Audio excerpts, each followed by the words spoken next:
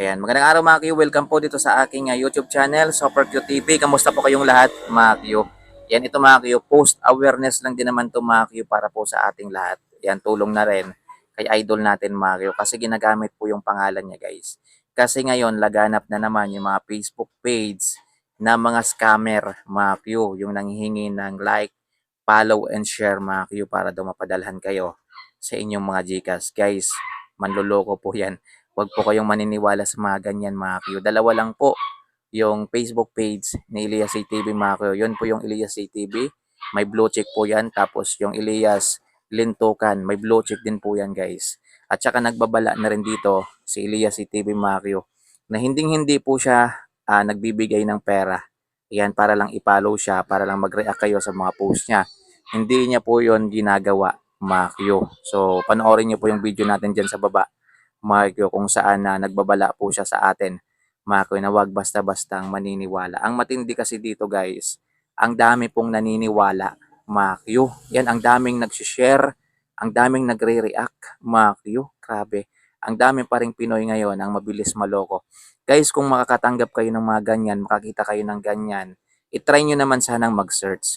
Yan, i-check nyo mabuti yung account Makyo. Dapat marunong din kayong tumingin kung fake or original yung account Mario para maiwasan nating maloko at mawala yung mga pinaghirapan natin Maakyo. Ayan oh, katulad na lang ng isa na to Maakyo. Ang sabi po niya, ayan, dami ko nang napadalhan sa Palawan at nagbigay sa GCash mga nag-message sa akin.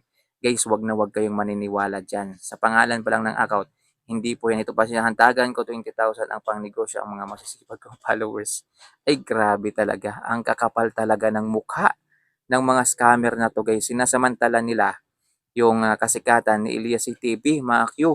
Alam naman natin guys na sobrang sikat. Ang dami pong nakakakilala kay Elias CTV, mga Q. Pero itong ginagawa ng mga walang magawang tao na to guys, na nanloloko ng kapwa. Grabe, na-attempt nila yun na yung ipakain sa pamilya nila ay galing sa panloloko. Grabe naman. At tayo din guys, tayong mga nakasubaybay kay Elias TV, tayong mga followers ni Elias TV, maging ano din tayo guys, maging maalam din tayo. Yan, wag basta-bastang maniniwala guys, kasi sayang talaga yung mga pinaghirapan nyo kapag nalimas ng mga scammer na to. Kasi marami silang pwedeng gawin guys eh. Yan sa mga Gcash ninyo. Yan, pwede yan na, siyempre naumpisa na kayong maloko, yan, may sasabihin nila, isend sa kanila yung OTP, ganyan. Yan, may mga number silang hihingin hanggang madali ka na talaga. Hanggang magulat ka na lang, wala nang laman yung GCash mo. So guys, wag kayong maniniwala sa mga ganito. So ito po ay awareness lang din naman to guys. Yan para sa ating lahat. Yan sa Facebook nag-post na rin ako guys. Pero mas maganda kahit dito sa YouTube para kahit paano may babala din guys. Yan. At wag basta-bastang maniniwala guys. Grabe, mag-try din kayo mag-research kung totoo ba yung account or fake. Yan, malalaman nyo naman kaagad yan, guys. Yan, hindi naman tayo siguro grade 1 lahat na hindi natin malalaman. At basta na lang tayong maloloko. Yan, kasi maraming naloko, guys. Yan, meron akong nakita sa Facebook, umiyak-iyak pa siya dahil daw nakuhanan siya ng 10,000. O, di ba, guys? Grabe. O, ang laking pera yon. Yung 10,000 na yan, guys, 15 days mo pagtatrabuhan yan o baka nga 30 days pa yan sa iba. O tapos ibibigay mo lang sa mga scammer. Kaya please, wag basta-bastang maniniwala sa mga ganito. Yan, dalawa lang po yan guys sa mga Facebook page na nagpo-post ng ganyan. Ang dami pong Facebook page ngayon na ginagamit si Elias CTV para makapagpanloko guys. Yan, so wala talaga guys. Hindi talaga natin sila makontrol dahil ito talaga nga halang talaga yung kanilang mga kaluluwa nito guys. Nasa impyerno na. So yun lang guys, maraming salamat. Sana po maging maalam po tayo sa susunod para hindi po mawala yung mga pinaghirapan natin ha. Yan sa mga followers ko dito na nakasubaybay din kay Elias CTV guys, huwag kayong basta-bastang maniniwala.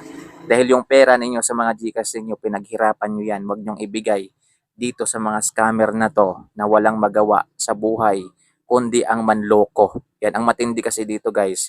Ang dami pa ring mga Pinoy na naluloko. Kasi kung titingnan natin yung mga post na yan guys, yan umaabot minsan yung react nila sa 50,000. Yan, meron akong nakita 85,000 yung react tapos may mga share pa.